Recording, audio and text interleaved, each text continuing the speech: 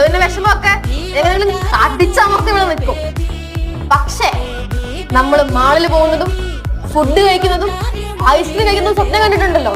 ഒരു പിഞ്ച് മനസ്സ് എന്റെ മുറിക്കകത്ത് ഇരിപ്പുണ്ട്. അവളെന്തെങ്കിലും ഉറങ്ങിയിട്ടില്ല. രാവിലെ 6 മണിക്ക് ഒരാള് പോലും വിളിക്കാണ്ട് എണീറ്റ് റെഡി ആയിരിക്കുവാണ്. ആ പിഞ്ച് മനസ്സിനോട് എന്ത് പറയും? ഫോണില്ലാന്ന് പറയും. Hello guys, I am ready.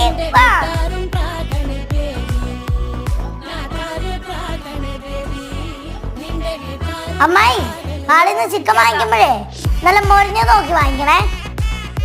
പിന്നെ അമ്മായി, മാളിൽ കളിക്കാൻ പറ്റുന്ന തീവണ്ടികളെന്ന് പറഞ്ഞു അതിനകത്ത് ഒരു പ്രാവശ്യം കയറണം.